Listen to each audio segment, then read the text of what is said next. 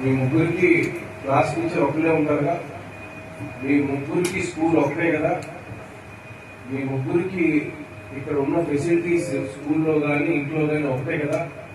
ఎందుకు నీకు తక్కువ వచ్చింది, ఎందుకు ఇతనికి ఎక్కువ వచ్చింది, ఎందుకు అతనికి, మీ ముగ్గురికి ఎందుకు తేడా వచ్చింది? తేడా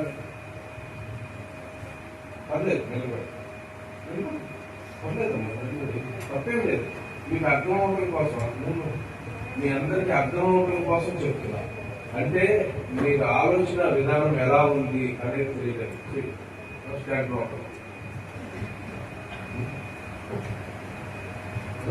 ఎందుకు, ఎవరిలో ఉంది మార్పులు? ఎవరికి వచ్చింది? మార్పులు 8 మార్కులు వచ్చింది. టీచర్ మీ అందరికీ ఒకేలాగా చెప్తారు. ఇంట్లో పేరెంట్స్ ప్రతి ఒక్కరు మంచిగా చెప్తారు.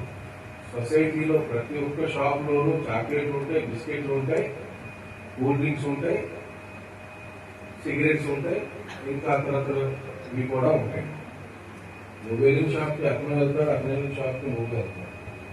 కూర్చో. ఎవరిలో ఉంది? గట్టిగా. సొసైటీలో లేదు, టీచర్స్ లో లేదు, పేరెంట్స్ లో లేదు. దీనికి ఒక